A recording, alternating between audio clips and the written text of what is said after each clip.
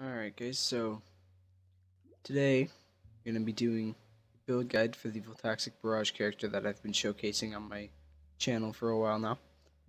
I just thought it was about time, considering I've showed you guys Shaper Kills, Uber Lab, a map now. So I'm just going to start off with a quick core to show the build. It's nothing crazy.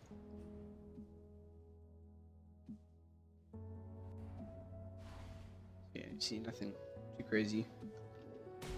But this character is a very nice mapper, as well as a boss killer.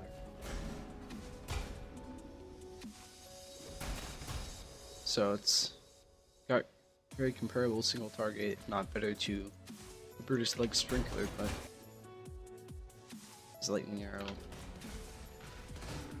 clears just about any map. Low character, minimal amounts of DPS.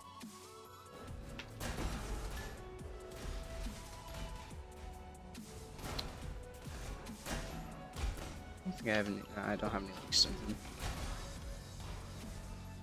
Well, I guess this is a poor way to show off how it deals with breaches, but this build does do breaches very easily. See, that was a boss, tier 15 boss right there. Notice.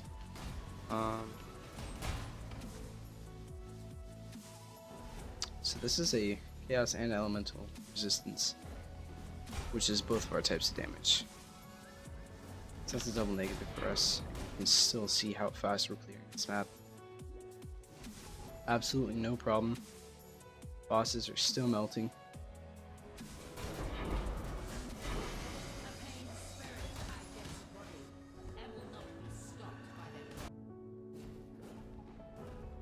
Another thing to note about this character is how fast it runs, thanks to Pathfinder flask scaling. My Adrenaline Flask here gives me about 100% increased move speed. So you can see me just sprinting through maps. It's really great for map clear.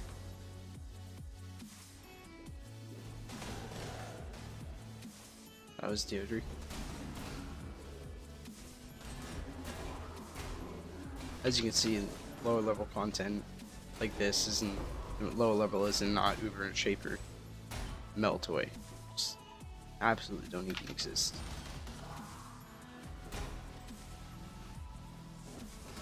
You guys will see, you'll see Malachai soon enough. Just melt him into next phase within seconds every time. So, as you'll see, just pop down your Wither Totem, pop all your flasks, instantly ship. Just shit on Malachai, slap him into next phase immediately. Yeah, one shot by a meat stick.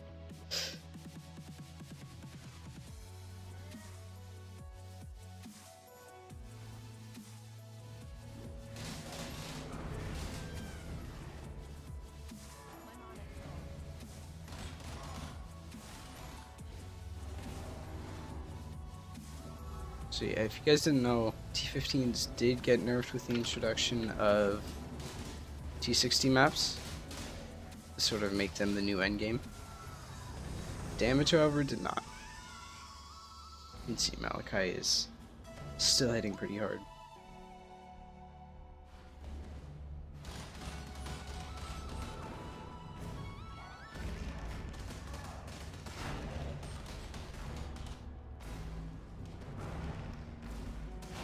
But yeah, you can see right here,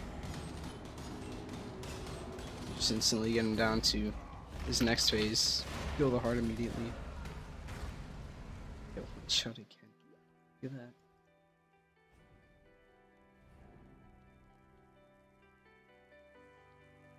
He's new.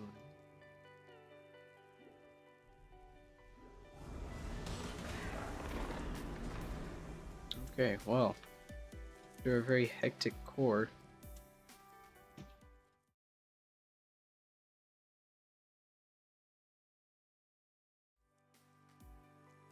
Alright, so now that we're done with that quick core, let's get right into the build guide. So, first I'm going to be going over the passive tree. So as you can see, we are a Pathfinder, and the first Ascendancy nodes I would recommend taking for leveling is Nature's Adrenaline. Gives you nice attack speed, move speed, some flask effect duration. Next, it's really up to you. I'd probably go for poison. Would help leveling. Give you some nice single target. So this is how we poison. This node gives us poison on hit while using a flask.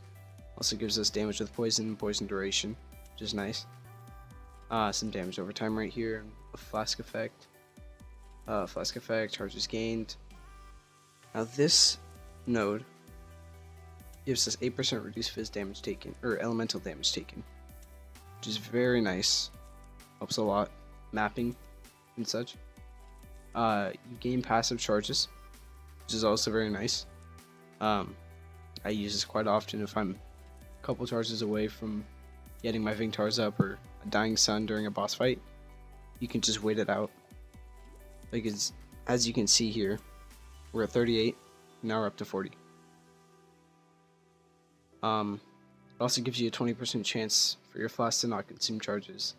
And what that means is you can hit your flask and it doesn't take any charges. Let's see if I can get it to happen here. Okay, I just used my Quicksilver flask about 6 times just there. This isn't very reliable. It's just sometimes helpful. I get some more flash charges gain, flask effect, and then you get here. This allows us to run so many unique flasks. You're immune to elemental status ailments while using a flask, and you have increased elemental damage, which is always nice. So what that means is we don't have to run a shock immune flask for our Vingtars. You can see I just have bleed immune and a move speed flask. And we're all covered here. So next, what I would do is path up through this projectile damage while leveling. Grab this. This is very good for damage. It's a very nice node for leveling. Next, I'd probably travel down through here, get finesse, come over here, and pick up Fury Bolts. You can pick these up on the way if you want. Then I would probably go up through here, maybe grab this Jewel Socket if you want, if you need damage. Grab Coordination, all this damage over time. This Fizz and Chaos damage node. Fizz and Chaos damage double dips with us, so these are very efficient for damage. You go around, grab this projectile damage. You don't really need this until you go CI, which I would do around. Let's see. Whenever you can use your Vol Regalia or any other chest you're doing, that's when I would consider switching over to CI. I would try and get at least 6k ES before you swap. Then you come over here. Right about here, I'd probably come up through here. Probably grab CI around that point. We come down here and grab this leech. Come up here, get this flash charges gained. Once you grab CI, you want to have enough points to be able to grab this and these 3. So you're going to respec 3 points somewhere else. Is this here, this node, 15% more, is a ridiculously good node for ES. I then grab Ghost Reaver 2, so you're going to need 5 points to respec. For that, I'd probably come over here, pick up this ES, this Flask Effect, with all this Flask Effect from Alchemist, all this, and all the Pathfinder. Dying Sun actually gives 3 additional projectiles. So as you can see here, it says 2 additional. But if you look at my Barrage, we have 8 arrows so far. If we push our Dying Sun, we have 11. It's giving us 3 extra arrows, which is a stupid amount of extra damage. Also grab Elemental Overload as soon as you can. This is very good. It's a 40% more multiplier, which is extremely good for damage.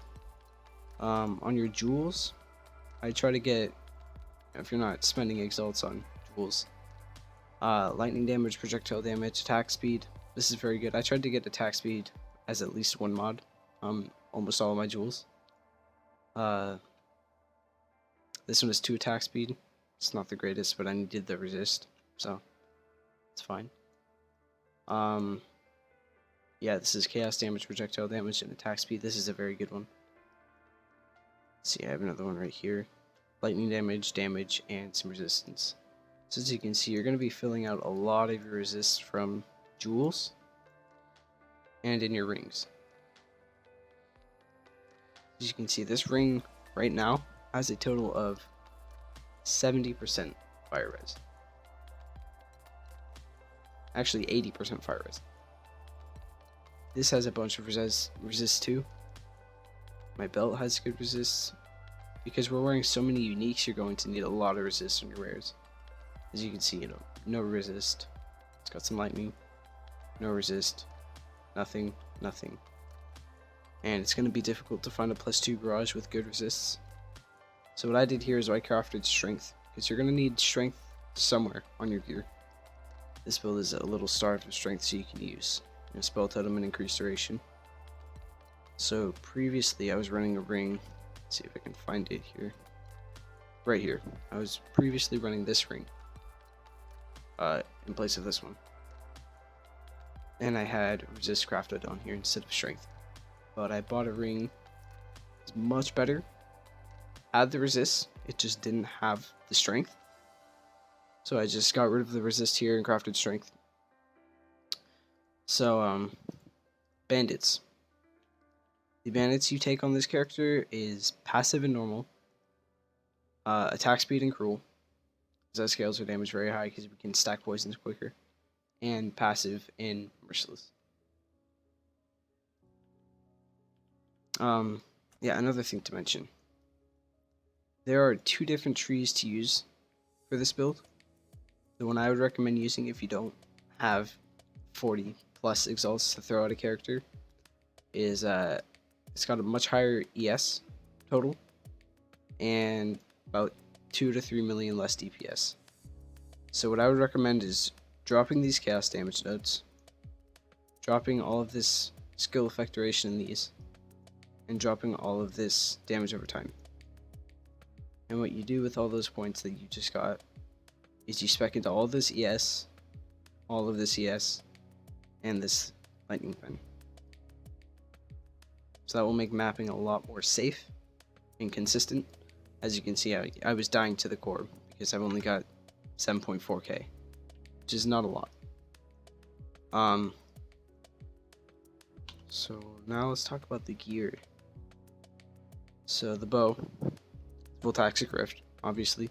We're doing this because it converts 60% of our lightning damage to chaos, which is how we're poisoning. This also allows us to run reflect maps, and it actually, so far, as long as I have my Vingtars up, I can actually attack the Ethereum Mirror ad. Don't really do it. There's no real strategy. There's no strategic reason that you would need to do that. I just do it for fun, for the novelty. If you can, get it corrupted with +1. It's a lot of damage. What I would do personally, because they're like 6x corrupted with +1 with 5 linked, I crafted my own. I have a friend with Barrage 8, and what I did was I found a additional arrow, just unlinked, unsocketed, with somewhat decent roll. I mean, it's not the best roll, but I then had him craft 5 sockets and 5 links with Barrage 8, which cost me about 2x in vols. So I saved about 3x doing this. There's really no reason to buy your own 5 link. You may as well just craft it. The quiver. Because we're a bow character, we don't have a shield, 400, 500 ES shield. So we lose like 2k ES off of that. We can sort of compensate for that with a soul strike. As you can see, the 120 maximum ES and the increased faster start of ES recharge rate, or faster start of energy shield recharge. It also gives us some attack speed and some chaos damage. It's pretty nice. Again, I would recommend crafting your own, like trying to corrupt your own additional arrow. I bought this for 4x. It's really not worth it. I was just lazy and had the money to spend. I don't know. Probably better to just stockpile like 10 of these and ball them. See if you can get it. They only cost like 2 chaos on corrupted. The helm. I bought this +2 barrage projectiles helm for I think about 11x. Just because it has decent res and, or not decent res, it has some nice ES, and I was able to craft a resist or strength on it. Yeah, nothing else to mention about this. The +2 barrage is a huge damage multiplier if you can get it, and I mean huge. It's ridiculous. It gave me about a million DPS. The chest, I bought this for about 8x. It's really cheap. I can probably divine this up to like 850. What I would recommend doing, how I got this, is I just set up a whoop. And if you don't know what a whoop is, you can look up videos. There are plenty of videos on YouTube that will tell you. It's basically a live search on PoE.trade. And it notifies you as soon as something you're looking for is listed. So I found this for very cheap. It's really nice. The 6th link for Barrage would be Void Manipulation. This is worth more than +2 Barrage. So if you're choosing between a 6th link and +2 Barrage, I would go with the 6th link. The gloves. You don't need this temp chains on hit. It's very nice for your damage and mapping. Makes you much safer. The temp chains allows your poison to stack much longer. So you have more poison stacks at one time than you can possibly have without temp chains. But again, I bought this for an X. It's nothing too bad, but it's pretty expensive. We use Crusader's gloves. In case you didn't know, you might be thinking, well, whatever, I'll just use 200 ES gloves with some accuracy and a res. But the amount of accuracy we get for the int, as you can see, +4 accuracy rating per 2 int. We have 264 int. We are getting about 500 to 600 accuracy just from these gloves. And quite a bit of ES too. As you can see, the 2% ES per 10 strength. So we're getting about 20% increased ES from this. The evasion per 10 int doesn't really matter. We're not an evasion build, as you can see, I've got 11% chance to evade. Doesn't really matter. Yes, we take fat hits. The belt, I would recommend getting wed and some decent ES on this. I bought this for like 2x. Not really sure if it's worth it. I don't know. Brine Rot Whalers. It's a difficult word. Try and get a good ES roll on this, as we're starved of ES with this build, and a good projectile damage roll. These boots are very good. They give us, if you get a good roll, it's 40% increased projectile damage. That double dips. That is a lot of damage. And they're 200 ES boots with move speed and resist. It's a very cheap option that works very well. My rings. Percent ES is very important on your rings. These give you about, if I were to take these off, I lose 1k ES. So percent ES is very important. If you're going the mapping skill tree, which I recommended, which gets a lot more ES than the DPS version, it's not necessary. It's nice, but it is not necessary. My amulet. So I have a +1 curse Sheola. This is not needed. This is the last upgrade I just made a day ago. It is not necessary. Probably not even worth the money. Just if you have the money to do it, go for it. What this allows you to do is run temp chains on hit gloves and projectile weakness with a curse on hit and orb of storms, which gives you 55-ish % increased damage from projectiles and a 50% chance to pierce. The 50% chance to pierce isn't really noticeable. It's helpful for shaper ads. That's about it. That's really the only instance I see this being good. The flasks. We already talked about this. I have a bleed immune. I roll this with ample so I can have 2 charges out of it. Serious promise. go for a 15% elementalist extra chaos. Gives you 2% of chaos damage leached as life and extra chaos damage. It's pretty nice. Tars. You want an added lightning damage to attacks. Tars. This is the best one. You don't need the lightning pen. We're 60% of our damage is chaos. We're scaling that chaos damage a lot more than we're scaling lightning. The increased charges used doesn't really matter. We're a Pathfinder anyways. While this is up, you can tank almost everything in the game. I'm able to tank Shaper balls with his laser at the same time during phase 3 when he's got his mirror guy. Quicksilver. Doesn't really matter what the prefix is as long as it's of adrenaline. For a while I was running an alchemist, but it just didn't feel comfortable to me. It was only lasting like 4 seconds. This one lasts 9 seconds. Dying Sun. Now this is ridiculous. As long as you can get it with 0% reduced or less, it's pretty good. You can probably get away with like 1% reduced because we have a lot of reduced flash charges used. As you can see, you know, I only use about 25. This adds 3 projectiles. So because we're not running any GMP in our links, I'm getting these extra 2 by the way from corruptions, which are not needed. I wasn't running these for the majority of the build. The Dying Sun gives us a GMP without the less multiplier from the skill gem, support gem. Our Barrage links.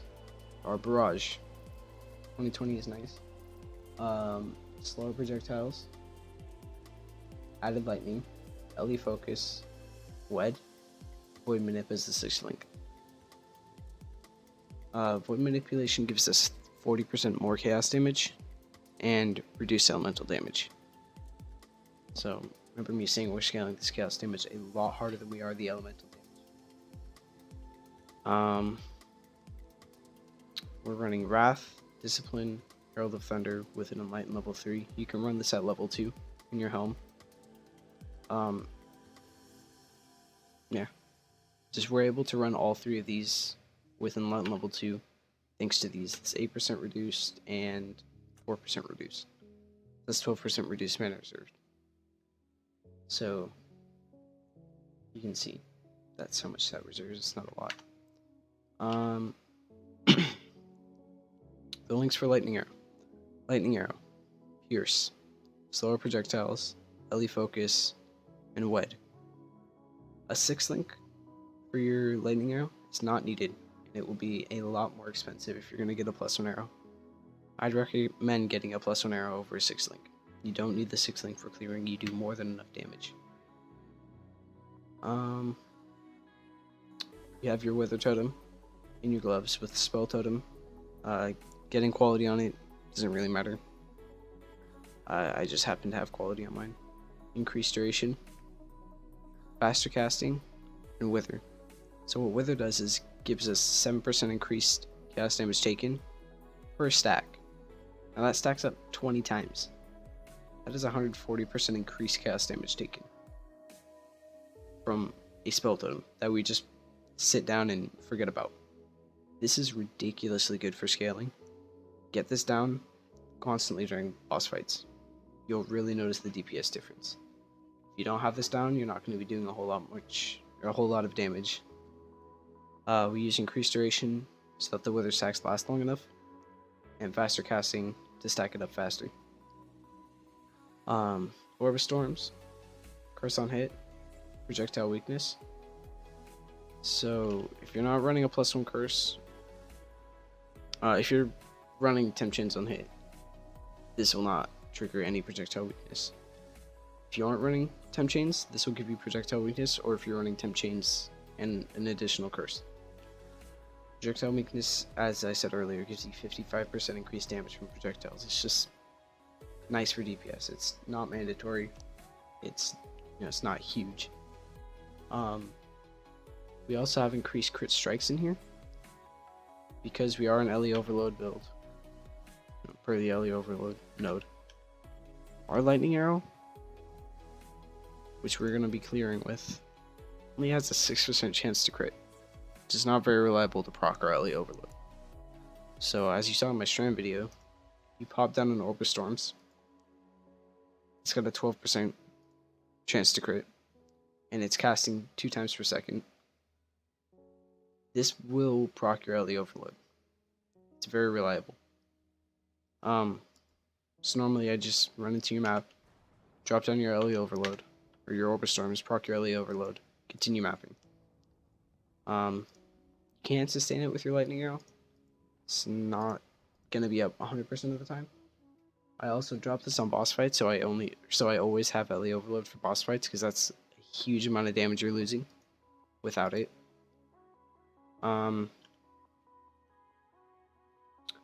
I think that's about it. Okay, so leveling. On this character, we are leveling as elemental. So we go up through here, grab this node, grab this node. It's very important. Gives you accuracy, damage, move speed. It's very nice. Come down here, probably grab this move speed. Grab this Fury Bolts node. After that, I path up through here, grab this, all of this, all this life. You can also grab some more life throughout the tree. You can grab that, you can grab these nodes. Just while you're leveling, you're going to be respecking those later. Uniques I would recommend using. Wanderlust, very good for move speed. They give you 20% move speed and immunity to freeze. I use those pretty much up until the end game, until you can use your Brightwell Whalers. I would use a Storm Cloud for leveling. Storm Cloud gives you 1 to 100 lightning damage. It's huge in the early game, especially considering we're scaling all this elemental damage. I'd use a Tabula. You just put your lightning arrow on your Tabula. For a helm, I normally wear a gold rim while leveling. That's 35 to 40% to all res. It's very nice. Gloves.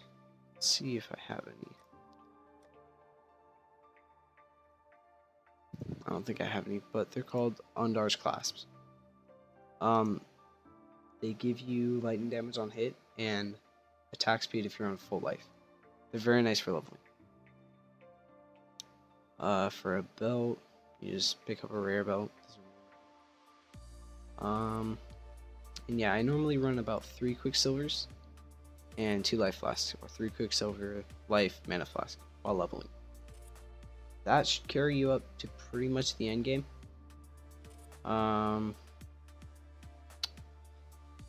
Yeah, nothing else to really mention about that. This is the character.